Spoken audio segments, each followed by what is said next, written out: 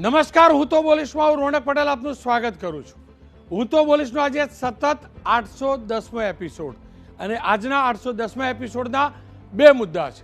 પહેલો મુદ્દો છે આને પાડો નહીતર પડશે પણ ખરું અને આપણને મારશે પણ ખરું. સરકારી હાઉસિંગ સોસાયટીઓની જે હાલત છે એના ઉપર પ્રકાશ પાડવો છે. પહેલો મુદ્દો એ છે. અને બીજો મુદ્દો છે ઓનલાઈન ઠગાઈમાં પણ આપણે નંબર 1. જે સાયબર ક્રાઇમ થઈ રહ્યા છે, સાયબર ફ્રોડ થઈ રહ્યા છે, તેમાં લૂંટાવામાં આપણે ગુજરાતીઓ સૌથી આગળ છીએ. એટલે કે આપણને ઓનલાઈન ઠગનારા ઠગો ફાવી રહ્યા છે, તેમને ખુલ્લા પાડવા છે. તેમનાથી કેવી રીતે બચી શકાય તે જાણવું છે. શરૂઆત કરીએ આને પાડો નહીતર પડી જશે.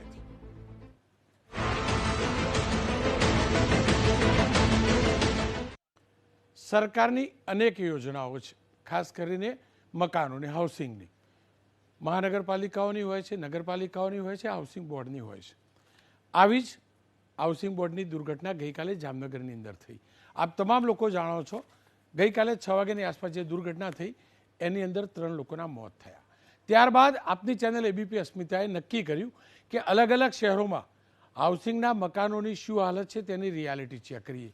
તે દરમિયાન અમને 2 દ્રશ્યો જોવા મળ્યા. બંને દ્રશ્યો 2 વિન્ડોમાં જોઈશું. એક અનેક ઠેકાણે જે ખંડેર મકાનો છે હાઉસિંગના, એનું દ્રશ્ય છે ક્યારે પડશે આ જર્જરિત આવાસ. અને બીજું છે બાંધકામ પડાયું છે.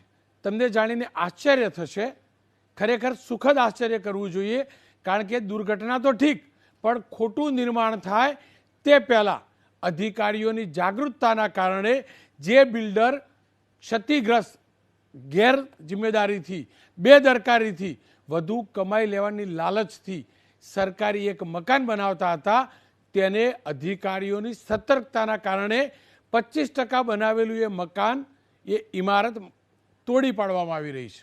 2 મુદ્દા છે, બંને તસવીરો છે. એક અધિકારીઓ ઊંઘી રહ્યા છે દ્રશ્ય બતાવે છે, એટલે ત્યાં જાનહાનિની આશંકા છે. અને બીજું, જ્યાં નિર્માણ ખોટું થતું હતું ત્યાં પ્રમાણિક અધિકારીઓ નિર્માણ કરતી કંપનીને કહ્યું ખબરદાર આ પ્રકારનું કામ કર્યું છે તો તેને તોડી પડાઈ રહ્યું છે. એબીપી અસ્મિતા સંવાદદાતા હિરણ રાજગુરુ અહેવાલ લઈ આવ્યા છે. પરંતુ શરૂઆત કરીએ જે જર્જરિત મકાનો છે, સરકારનું ધ્યાન દોરવું જરૂરી છે. આ મોટા ભાગની યોજનાઓ છેલ્લા 25 થી 30-35 વર્ષની વચ્ચે બનેલી છે. એક સમય હતો, અને ખાસ કરીને હજુ પણ જે પોતાના બનાવેલા મકાન છે એની આવરદાત 35-40 વર્ષ ઉપરની હોય છે. પણ સરકારના હાઉસિંગના મકાનો 15 વર્ષ થાય છે અને ખંડેર બનવા લાગે છે, એને ખાલી નથી કરાવાતા અને દુર્ઘટનાઓ સર્જાય છે. એ જોઈએ ને એ પહેલાં જામનગરમાં કેવી રીતે દુર્ઘટના થઈ એનો વિડીયો જોઈ લઈશું. કારણ કે હાઉસિંગના મકાનની અંદર જે લોકોને રહેવા આપેલું હોય છે એની અંદર એક બ્લોકની અંદર એક ગોડાઉન હતું. આપ જોઈ શકો છો, જે મકાન પડવાની શરૂઆત થઈ ને એના આગલા દિવસે જે નીચેવાળો ગોડાઉનવાળો હતો માલિક, એટલે ગોડાઉન જેને પણ રાખેલું હતું, એને આ વિડીયો બનાવ્યો હતો કે ધીમે ધીમે એની તિરાડો પડવા લાગી હતી. અને આ એ જ તિરાડો ચાડી ખાય છે કે ગમે ત્યારે આ મકાન પડી શકે તેમ હતું. અને થયું પણ એવું. આ વિડીયો બન્યો એના 24-48 કલાકમાં જ આ જમીનદોસ્ત થઈ ગયું. 3 માળનું મકાન, 3 માળનું હાઉસિંગનું મકાન, અને 3 લોકોનો જીવ ગયો, કાટમાળમાં ફેરવાઈ ગયું. ખેર, અલગ અલગ શહેરની મહાનગરો અને નગરપાલિકાઓની વાત કરી લઈશું. અલગ અલગ કેવા હાલત છે એ પણ જાણી લઈશું. પહેલી વાત કરી લઈએ ભાવનગરની. તો એબીપી અસ્મિતા સંવાદદાતાએ ભાવનગરની મુલાકાત લીધી. મારી ટીમને કહીશ કે ભાવનગરના એ વિઝ્યુઅલ આપણે પ્લે કરીશું. ભાવનગરની શું હાલત છે? ભાવનગર ગુજરાત હાઉસિંગ બોર્ડના કેટલાક મકાનો જર્જરિત હાલતમાં છે, આપ જોઈ શકો છો. ભરતનગર, ગાયત્રીનગર, આનંદનગર જીવના જોખમે અહીંયા લોકો રહે છે. ગુજરાત હાઉસિંગ બોર્ડના 30 વર્ષ પહેલાં 468 LIG યોજના અંતર્ગત આ મકાનો બનાવવામાં આવ્યા હતા. આપ એની હાલત જુઓ. મોટા ભાગના મકાનો ખંડેર થઈ ચૂક્યા છે. હજુ પણ કેટલાક લોકો ત્યાં રહેતા હશે, કેટલાક ખાલી કરીને જતા રહ્યા છે. પણ જો આને સત્વરે નહીં ઉતારી લેવામાં આવે તો શું હાલત થશે આપણે જાણી શકીએ છીએ. નોટિસ ચોક્કસથી મારવામાં આવે છે, આપણે વિઝ્યુઅલ પણ જોઈ શકો છો. પરંતુ સવાલ એ છે કે આ જીવતી, આ હવામાં લટકતી મોત ક્યાં સુધી હવામાં રાખવાની? કેમ જમીન દોસ્ત નથી કરવામાં આવતી? આવું જ બીજું ઉદાહરણ જૂનાગઢનું છે. જૂનાગઢમાં બહારુદ્દીન કોલેજની નજીકમાં આવેલા ગુજરાત હાઉસિંગ બોર્ડની જર્જરિત કોલોની છે. એના પણ આપ દ્રશ્યો જોજો. 624 બ્લોક છે. 1000થી વધુ લોકો વસવાટ કરે છે. 30 વર્ષ પહેલાં કોલોની તૈયાર કરાઈ હતી. એક પણ વખત સમારકામ થયું નથી. અહીંયા દુર્ઘટના થશે થશે અને થશે. જો પ્રશાસન સતર્ક નહીં થાય તો અહીંયા દુર્ઘટના થશે, લોકોના જીવ જશે. જે પણ ભાડુઆત રહેતા હોય કે મકાન માલિકો સત્વરે અહીંથી ખસી જાય તે જરૂરી છે. ન ખસતા હોય તો પ્રશાસને જે પણ કાનૂની પ્રક્રિયા કરવી પડતી હોય કરીને ખસેડી લેવા જરૂરી છે. જૂનાગઢની અંદર મરવાના વાકે આ ઇમારતો, આ મકાનો જીવી રહ્યા છે. વેન્ટિલેટર ઉપર છે આ મકાનો, અને વેન્ટિલેટર ઉપર ગયેલો વ્યક્તિ માંડ જીવતો હોય તો આ મકાન તો ક્યાંથી જીવવાનું છે. અને મકાનમાં રહેવાવાળા વ્યક્તિઓ વેન્ટિલેટરમાં નહીં, જીવતા મોત સામે જીવી રહ્યા છે. ખેર, વલસાડની વાત કરી લઈએ. મહાનગરોની નગરપાલિકાઓ એટલે કે નાના શહેરની વાત કરી લઈએ.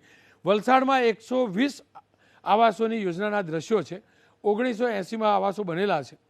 અહીંયા 2 ફ્લોર છે, નીચે દુકાનો છે, વચ્ચે શાકભાજીના માર્કેટ છે એટલે લોકોની અવરજવર પણ રહે છે. આ આવાસ ખંડેર હાલતમાં છે. એક ધોધમાર વરસાદ પડ્યો ને એક ધોધમાર, અને ભૂલથી બી કોઈ વાવાઝોડું એ બાજુ ફંટાયું ને તો આ મકાનની શું હાલત થશે જોઈ લો. આ જોઈ લો. પણ કોઈને સમય નથી આ મકાનને ઉતારવાનો. આવી જ હાલત પાલનપુરની છે. પાલનપુરની સરકારી વસાહતના જ્યાં કર્મચારીઓના આવાસ છે એની હાલત જોજો. 30 બિલ્ડિંગોમાં 20 જેટલા બ્લોક જર્જરિત હાલતમાં છે. મોટાભાગના બિલ્ડિંગના ક્વાર્ટરોની દિવાલની અંદર તિરાડો પડી ગઈ છે.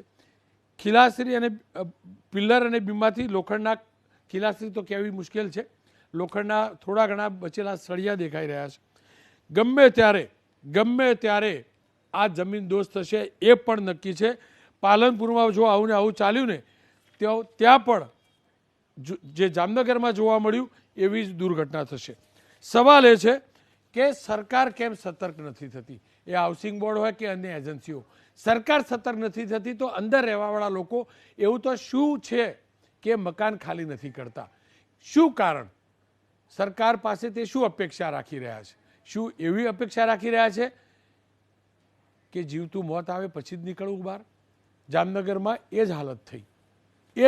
જે પણ પરિવારોએ ઘર નહોતું છોડ્યું એ હાલ તો નોંધારા થયા, 3 લોકોના જીવ ગયા. તો પછી આવા મકાનોની અંદર આપણે કેમ રહીએ છીએ? મધ્યમ વર્ગ કરતાં પણ મિડલ ક્લાસથી નહીં પણ લોઅર મિડલ ક્લાસ, બિલો પ્યુવર્ટી લાઇનના લોકો અહીંયા રહેતા હોય છે, ગરીબ લોકો રહેતા હોય છે, માની લીધું. પરંતુ કોઈ તો નિકાલ હોવો જોઈએ, કારણ કે દુર્ઘટના થાય, ફરીથી આવી જ ચર્ચા થાય, ફરીથી જેટલા ઘાયલ હોય એમના માટે સરકાર પૈસા આપે, જે મૃતકો એમના માટે સરકાર પૈસા ખર્ચે. ક્યાં સુધી આ પ્રક્રિયા ચાલુ રહેશે? ક્યાં સુધી?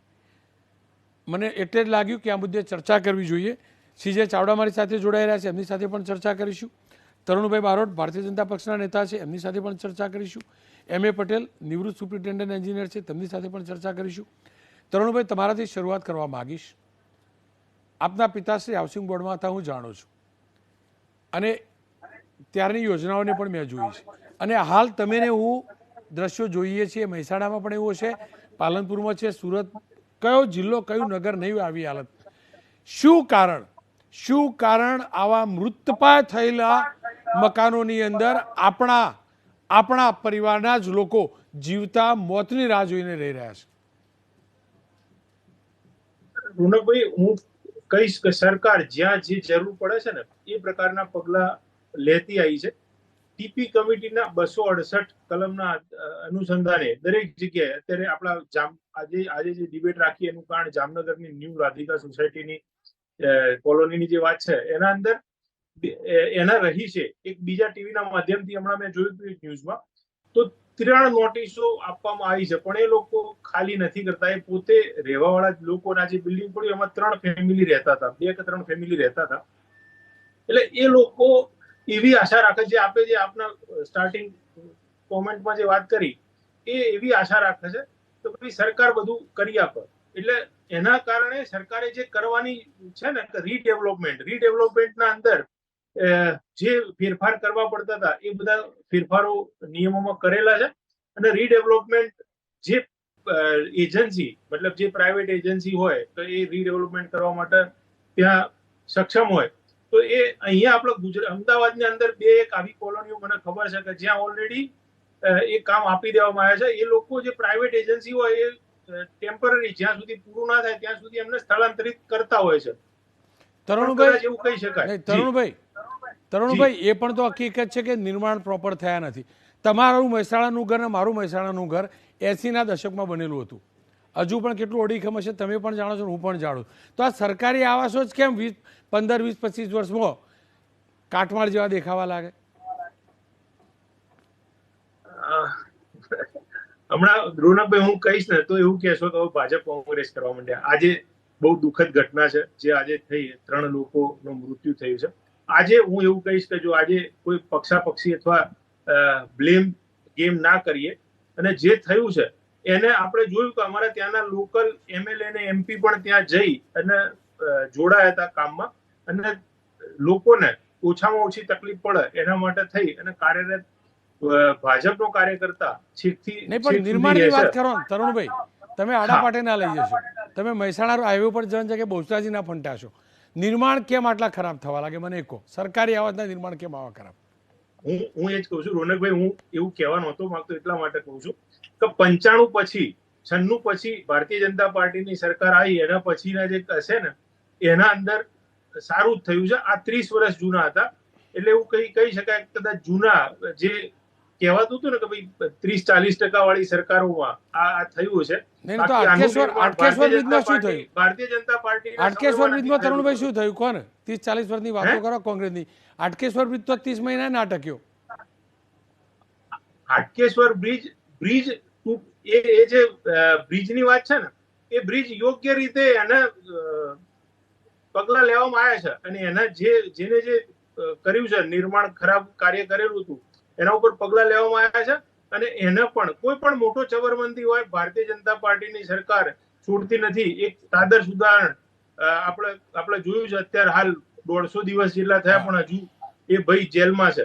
એ ભાઈ જેલમાં નતા તરુણભાઈ, એ ભાઈએ સરેન્ડર કર્યું અને થોડાક દિવસ પહેલા સરેન્ડર કર્યું. ચલો હવે બીજી વાત ઉપર નિર્માણની જ વાત નીકળી છે ને તો મકાન પછી બ્રિજ, તો આપણી બનાસકાંઠાની કેનાલો તો હમણાં જ બનેલી હતી, એની શું હાલત થાય?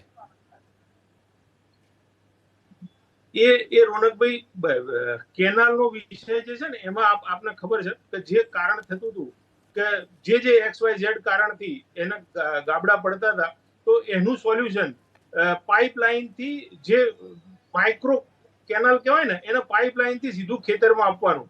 એના કારણે હવે નહીં થાય. એ પહેલા જે એક ડિઝાઇનિંગ મિસ્ટેક કહેવાય કે જે આ તો 1969 ની 66માં બનાવેલી ડિઝાઇન હતી એટલે એ પણ હું કહીશ કે ભૂતકાળની ભૂલ હતી એ ભારતીય જનતા પાર્ટીએ સુધારી લીધી. ખેર સીજે મારી સાથે જોડાયા છે. સીજે આપ તો કન્સ્ટ્રક્શન વ્યવસાય સાથે જોડાયેલા છો, બધું જાણો, રાજનીતિને બહુ નજીકથી જાણો.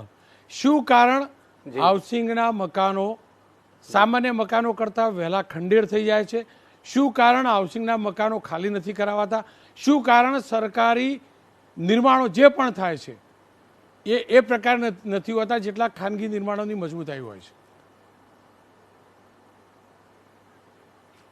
રોનકભાઈ, એક તો આપે આખા રાજ્યમાં જે સર્વે કર્યો ABP ન્યૂઝે અને સરકાર અને પ્રજા સમક્ષ જે વાત મૂકી એ બદલ અભિનંદન આપું છું. બીજું, આ જ્યારે હાઉસિંગના મકાનો બનતા હોય ત્યારે કોઈ ભારતીય જનતા પક્ષનો કે કોંગ્રેસનો કોઈ આગેવાન ત્યાં જઈને ઊભો નથી રહેતો હતો એટલે એ જવાબદાર છે કે સરકાર જવાબદાર છે એમ કહેતો નથી. પરંતુ સિસ્ટમ જે છે એ સિસ્ટમ અત્યારે જે ઊભી થઈ છે એમાંથી બહાર નીકળવા માટે સરકારે પ્રયત્ન કરવો જોઈએ. દાખલા તરીકે કોઈ પણ મકાનનું કોન્ટ્રાક્ટ અથવા તો હાઉસિંગ બોર્ડના મકાનોનો કોન્ટ્રાક્ટ, રોડનો કોન્ટ્રાક્ટ, આ જે કોન્ટ્રાક્ટ અથવા પુલનો બ્રિજનો કોન્ટ્રાક્ટ આ જ્યારે કોન્ટ્રાક્ટ આપવામાં આવે છે ટેન્ડર પદ્ધતિથી ત્યારે એ નામના વ્યક્તિનો ટેન્ડર મંજૂર થયું. પછી એ નામનો વ્યક્તિ છે એ ટેન્ડર મંજૂર થયા પછી પોતે કામ જબરલેજ કરતા હોય છે. બહુ મોટી મોટી કન્સ્ટ્રક્શન કંપનીઓ હોય છે અથવા તો કોન્ટ્રાક્ટરો મોટા હોય છે, AAA વાળા હોય છે. એ પછી સબ કોન્ટ્રાક્ટ આપી દેતા હોય છે. 10% કે 7% કે 5% પ્રોફિટ ચડાવી અને પછી એ લોકો સબ કોન્ટ્રાક્ટ આપી દેશે. સબ કોન્ટ્રાક્ટરો પાછા એના નીચે નાના નાના સબ કોન્ટ્રાક્ટરોને આપી દેશે. એટલે જે જવાબદારીથી કામ, જેટલી જવાબદારીથી કામ થવું જોઈએ એટલી જવાબદારીથી કામ થતું નથી. પછી ભાજપની સરકાર હોય કે ભૂતકાળની સરકાર હોય એમાં આપણે પડવું નથી. પરંતુ જે આખી સિસ્ટમ ડેવલપ થઈ છે આ ટકાવારીવાળી એના કારણે અને એના માટે સરકારના આગેવાનો ધારાસભ્ય કે મિનિસ્ટરો જવાબદાર છે એવું કહેતો નથી. આખી સિસ્ટમ છે ને જેને જવાબદારી સોંપવામાં આવી છે એ લોકો જવાબદારીમાંથી છટકી શકે નહીં. આ જવાબદારી કોની છે? તો કામ પૂરું કરવાની, ગુણવત્તાવાળું કામ પૂરું કરનાર જવાબદારી છે એ કોન્ટ્રાક્ટરની છે, અને એનું સુપરવિઝન કરવાની જવાબદારી અધિકારીઓની છે. અને ચૂંટાયેલા પ્રતિનિધિઓ તો કોંગ્રેસના હોય કે ભાજપના હોય એનું ધ્યાન દોરે છે, અને એ ટકાવારીમાં ન પડે એટલું જોવું જોઈએ નિખાલસપણે. હવે સારું કામ થયું હોય તો એ ટકાઉ થતું હોય છે. હવે જો બીજો રસ્તો કોન્ટ્રાક્ટરની તરફેણમાં કહીએ તો કોન્ટ્રાક્ટરનું આજે ટેન્ડર મંજૂર થાય ને પછી સરકાર જાહેરાત પડે, ટેન્ડર મંજૂર કરે, એની જે લાંબી પ્રોસિજર છે એના કારણે આજે સિમેન્ટનો ભાવ 300 હોય, કામ શરૂ કરે ત્યારે એનો સિમેન્ટનો ભાવ 400 થઈ ગયો હોય. આજે લોખંડનો ભાવ ટનનો દાખલા તરીકે કિલોનો 10 રૂપિયા હોય, કામ શરૂ કરે ત્યારે 20 રૂપિયા થઈ ગયો હોય. એટલે ગુણવત્તા ઘટવાની જ. એટલે સરકારે પણ જે કામ સોંપે એ ટાઈમ ટુ ટાઈમ સોંપવું જોઈએ ને ટાઈમ ટુ ટાઈમ લેવું જોઈએ, અને કોન્ટ્રાક્ટરના બિલ પણ ટાઈમ ટુ ટાઈમ પાસ થવા જોઈએ.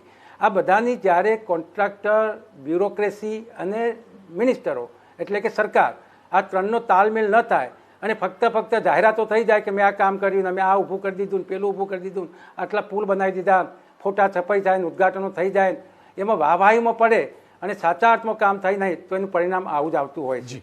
હાઉસિંગ બોર્ડના જે મકાનો છે એ જ્યારે બનતા હોય છે ત્યારે હાઉસિંગ બોર્ડના કોઈ વ્યક્તિને ફાળવેલા નથી હોતા. એટલે કોઈ વ્યક્તિ જોવા તો આવે નહીં, એનું સુપરવિઝન કોઈ કરે નહીં. બની ગયા પછી જે હાલતમાં છે એ હાલતમાં ડ્રો થઈ એને આપવામાં આવે છે. અને મોટાભાગે આપે કહ્યું એમ બિલો મીડિયમ ક્લાસ, મધ્યમ વર્ગથી પણ નીચેની આવક ધરાવતા લોકોને આ બધા મકાનો મળતા હોય છે કે રિપેરિંગ પણ જાતે કરી શકે એવી પોઝિશનમાં હોતા નથી. ત્યારે સરકારે આવા લોકોને જ્યારે મકાનો આપ્યા જ છે તો એની જાળવણી સારી રીતે થાય એના માટે જેમ સરકારી મકાનો, અધિકારીઓના મકાનો દર વર્ષે રિપેર થાય છે, 3 વર્ષે રિપેર થાય છે, એમ હાઉસિંગ બોર્ડના સભ્યોના પણ જે રિપેરિંગનું કામકાજ છે ને જે મરામતનું કામકાજ છે એ ટાઈમ ટુ ટાઈમ થવું જોઈએ. એક મુદ્દો આ. બીજો મુદ્દો કે જેને નોટિસ અપાઈ ગઈ છે કે આ તૂટવાના જ છે તો તમારે નોટિસ આપીને જ્યારે તોડવાનો વખત આવે ત્યારે ચોમાસા પહેલાં એ પ્રક્રિયા પૂર્ણ કરવી જોઈએ. હવે જ્યારે ચોમાસું આવે છે, વરસાદ પડે છે, આવી વાતો જ્યારે ઊભી થાય છે, 1-2 મકાન પડે છે ત્યારે તમે દોડાદોડ કરે તંત્ર, એનો કોઈ મતલબ નથી. 15મી જૂન થઈ ગઈ, વરસાદ પડ્યો પછી કોઈ પણ મકાન ખાલી કરાવવું કે કોઈ પણ ઝૂંપડું ખાલી કરાવવું એ કાયદામાં જોગવાઈ નથી. એટલે તમારે આ બધી પ્રક્રિયા એ પહેલાં પૂર્ણ કરવી જોઈએ. જે મકાનો ખાલી છે એ મકાનો પણ તમારે 15મી જૂન પહેલાં પૂર્ણ કરવા જોઈએ. તમે નોટિસો આપીને હા કોઈ સ્ટે આવી ગયો છે તો જુઓ, તમારે કોઈ રાજકીય પ્રતિનિધિએ પ્રેશર કર્યું છે તો એનું ધ્યાન મૂકો, એબીપી ન્યૂઝ કે બીજા કોઈ ન્યૂઝમાં કે એવું કોઈ. પણ એવું કંઈ ન હોય તેમ છતાં જો કામગીરી ન થતી હોય તેના માટે ફક્ત ને ફક્ત તંત્ર જ જવાબદાર છે. તંત્ર પાયા ખોદાય અને કોન્ટ્રાક્ટર કામ શરૂ કરે ત્યાં 24 કલાક હાજર થઈ જાય છે, ત્યાં 24 કલાક ઊભા રહે છે, તંત્ર ત્યાં પહોંચી જતું હોય છે, તો પછી સુપરવિઝનમાં કેમ જતું નથી? બિલકુલ. કારણ કે આમાં આપણે જાણીએ છીએ કે શું પરિસ્થિતિ આખા રાજ્યમાં ઊભી થઈ છે. એટલે વધારે ટીકા ટિપ્પણ ન કરતો એબીપી ન્યૂઝે અત્યારે જે લોકોમાં જાગૃતિ લાવવાનો પ્રયત્ન કર્યો છે, સરકારનું ધ્યાન દોર્યું છે, ત્યારે સરકારે હવે આ પક્ષ કે પેલો પક્ષ કે બીજા કોઈમાં પડ્યા વગર એ પાડશે અને પડાવશે, એ પડશે અને પાડશે એવું થવાનું છે. જે જાવત ભીતિ નક્કી થઈ રહી છે એબીપી ન્યૂઝમાં અને રોનકભાઈને, એ ચોક્કસ થવાનું છે. તો આપણે એ ભીતિ દૂર કરવા માટે તંત્રએ જાગૃત થઈને કામે લાગવું જોઈએ, પડવાની રાહ ન જોવી જોઈએ. ખેર પટેલ સાહેબ, આપ તો એન્જિનિયર છો, સુપ્રિન્ટેન્ડન્ટ એન્જિનિયર રહી ચૂક્યા છો, માર્ગ મકાન તમામને જાણો છો. શું કારણ કે આ પ્રકારના ખંડેર હાઉસિંગના મકાનો હજુ પણ છે, લોકો ત્યાં રહે છે, મરવાની અથવા તો પડવાની રાહ જોઈએ છે? આખી સ્થિતિ માટે જવાબદાર કોણ?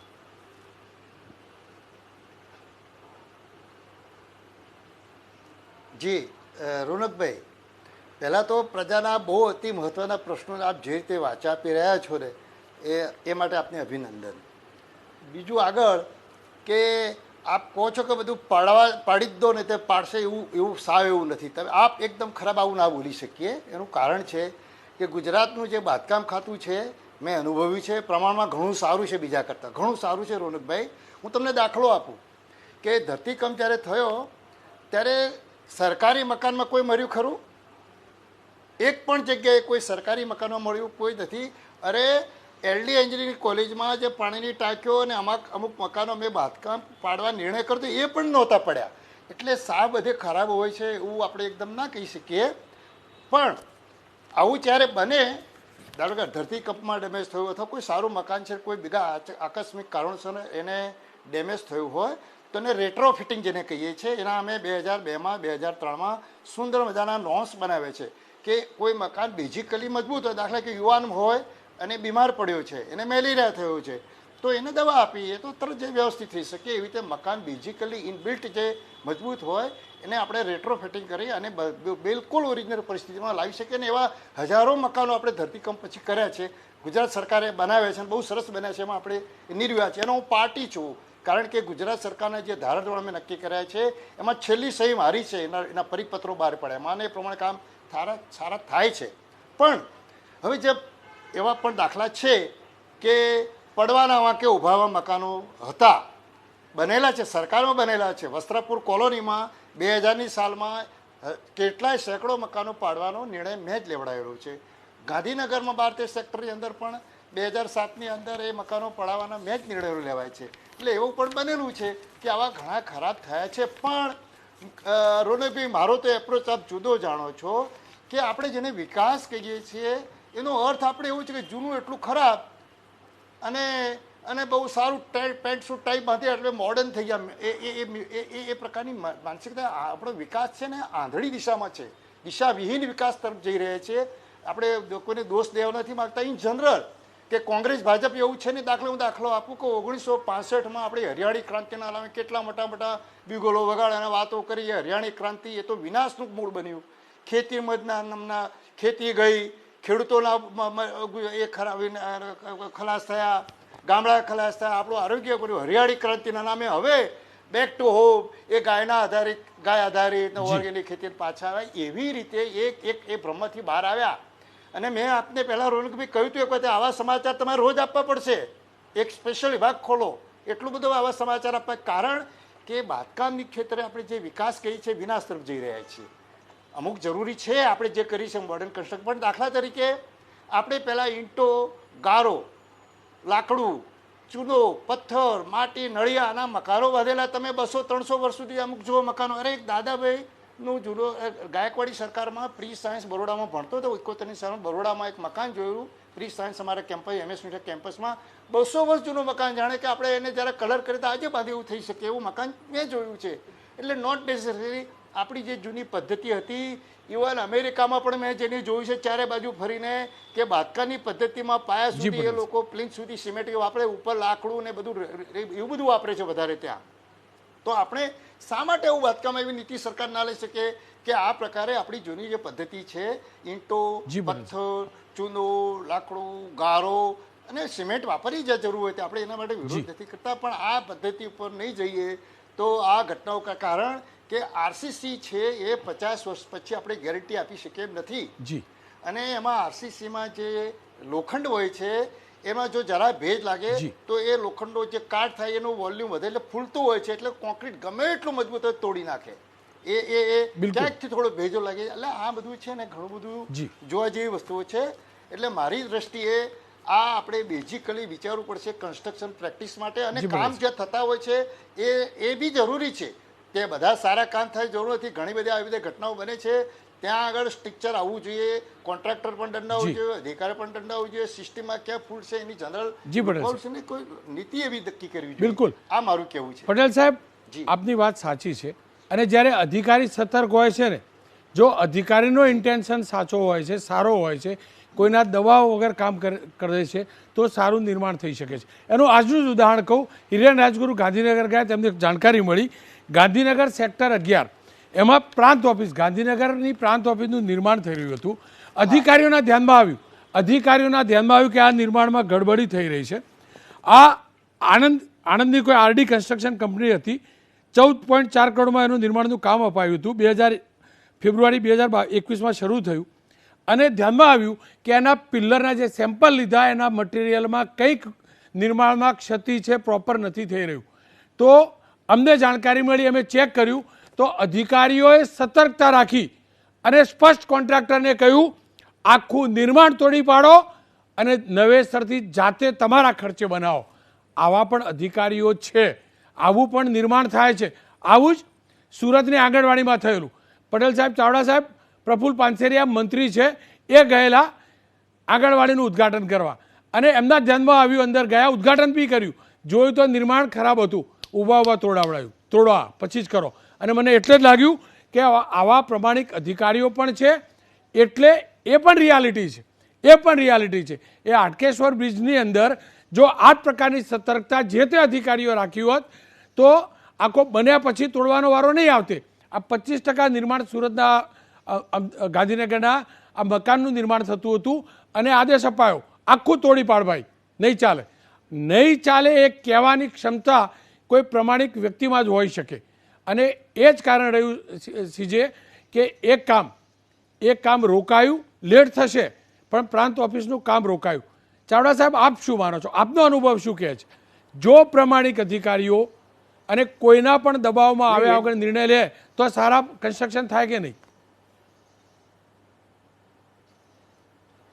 અધિકારીઓ બિલકુલ પોતાની રીતે નિયમો મુજબ ચાલે અને સુપરવિઝન કરે અવારનવાર, અને કોન્ટ્રાક્ટરને ટાઈમસર બિલ પણ ચૂકવે. કારણ કે ઘણી વખત અધિકારીઓનું સુપરવિઝન કડક હોય, સારું કામ કરાવતા હોય, પણ પાછો કોન્ટ્રાક્ટરનું પેલો ક્લાર્ક સાહેબ ચેક બનાવીને બેઠો હોય તો આપતો જ ના હોય.